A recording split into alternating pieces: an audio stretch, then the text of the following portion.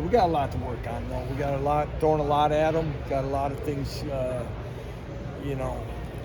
keep adding, keep doing, adding some different situations. Got a little live work in today. We'll get more of a scrimmage in on Saturday, and 5 in the books. And I love the work ethic and the attitude of this football team. You've seen that. We talked about that day one, but that's carried over, continued that high intensity and all that. Yeah, I think so. I've been very impressed. I think they've done a very good job understanding what we want for a practice standard. And again, as we say, we're going to have mistakes. It's going to happen, but we can't have a lack of effort and strain and finish and the things that are going to be necessary to take care of some of those things when things don't go right. And I think they're embracing that, and our newer players have come in and adapted well to the formats, and we just got to keep stacking them now. Do you feel like you're to the point where that's a given? No, it's never a given. Okay. And the days we think it's a given, I think we're gonna regret that, because there's always somebody new. There's always somebody, if you're missing a guy or something happens, you got to make sure that we're emphasizing it and checking off all the little things. Just like we work on fundamentals each and every day, we better keep on the fundamentals of expectations of those small things. But is there a better understanding of that? And I think there is. Hey, Lance, it's early, but any thoughts on the offensive line so far? I think, I was reminded pretty quickly of, in 1 or 2 meetings what an outstanding teacher Darryl Leipold is, and his way of explaining. I think our guys have really embraced that. It's still, today we mixed it up a little bit. Michael Ford played center for the first time. He hadn't done that the first week. I'm confident we're going to have the right pieces there and some depth to move some guys around, but still early about who that group will be. I was to Brian a little bit about Marvin moving around positionally. Just what have you seen from him working on his spot? I told Marvin the other night, I sent him a text, I'm really, really excited about where he's at mentally right now and physically. I think towards the end of last season is maybe some of the best he's been able to move health-wise since he's been a Jayhawk, and to see him now, and I think with Kenny graduating and stuff, Marvin sees his role a little bit differently as an experienced player. His last go-around, there's that extra sense of urgency about him. And, he's been a physical player, but he's running and I think just showing up so much more than maybe he had his first year and a half here. And I'm really excited about, what he can bring to the table next year. And we are going to use him in some different spots. Just following up on that, how have you guys evaluated what to do with the Hawk position or Cinco? Again, we're going to have some pieces there to work with. With the 3 linebackers right now, Cornell, J.B. Brown, and Taiwan are still going to be in that room. Logan Brantley, really, in fact, at the end of the practice, Coach Simpson's talking, Logan Brantley, athletically, speed, twitch, physicality, has as much of of tools of anybody in that group. Alex Reich's a player that really is starting to come into his own. So I like the pieces within the linebacker room, but then again, we mentioned Marvin. The Dye brothers could end up in that.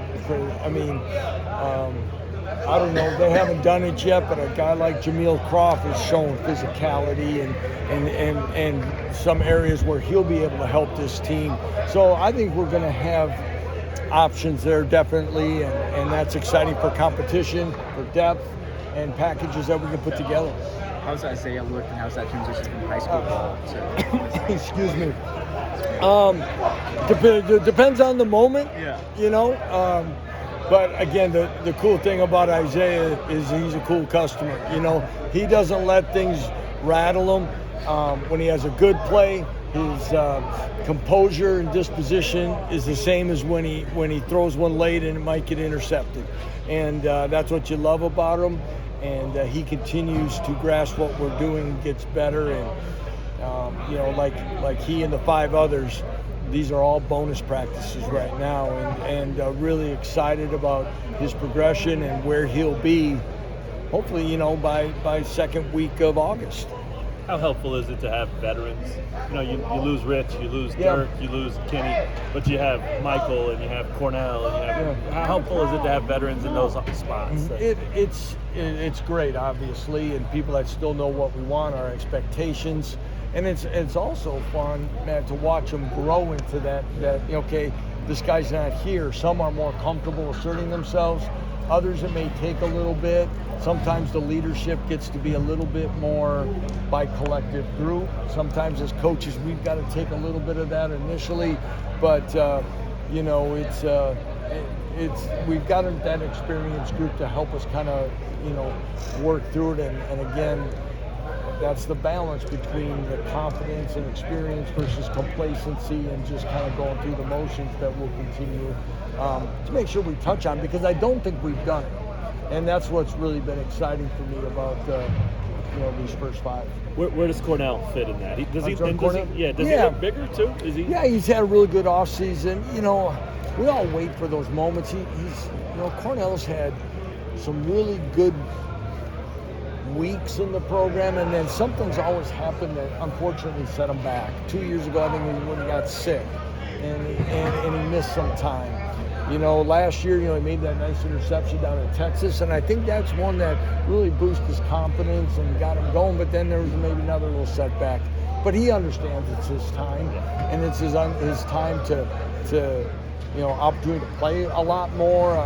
We need him to be in command of the defense, and sometimes the guys will spend so much time learning it themselves to get their assignments, but now you're in one of those spots where you got to make calls and be confidently communicating to make sure everybody else is where they need to be. Lance, Ron McGee obviously had the injury last year. Yeah. You got any clarity on the medical redshirt for him? I don't know if that's fully been in. I think so. I got to, for camera purposes, you may want to get me next time. I believe we're in a good spot for that. Problem is, we knew the severity of it. Spring was not an option, so we got to make sure we get him back. And he was showing signs there at defensive end, being able to help us. Guy can also move inside on pass rush situations. So we need Ron. Hopefully, we'll get him back here, by summer. Coach, I know you had some other coaches here just kind of spectating and learning and stuff like that. What do you hope when coaches come visit or speak with you and your staff that they kind of take away from what you guys do? We get, we've always kind of tried to be as open as we can for high school staffs and local colleges or visiting colleges from wherever, Washburn and Whitewater here today. I always think sometimes they're looking at things you do schematically. Sometimes, I talk to head coaches a lot of times just about practice formats and what we do and why we do it and why we believe in it. There's little things like that. It could be in meetings. So a lot of different things that you can do. And coaches may come, if they come from distance, they may stay a couple days and try to get routines and do some of their own film study in other ways. And hopefully there's one or two things that they grab that make their programs better. Because I know it's many of us learn the same way. During Cole's freshman year, you guys would always talk about how quickly he picked things up. And so what does a second-year Cole Ballard look like, and how is he progressing this spring?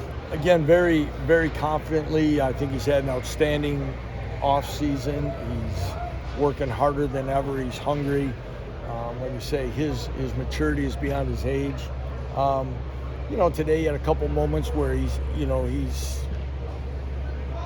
aggressive. I don't want to go to the word risky yet, but he's aggressive, and that's one thing. And he's got that confidence and swagger about him that you love.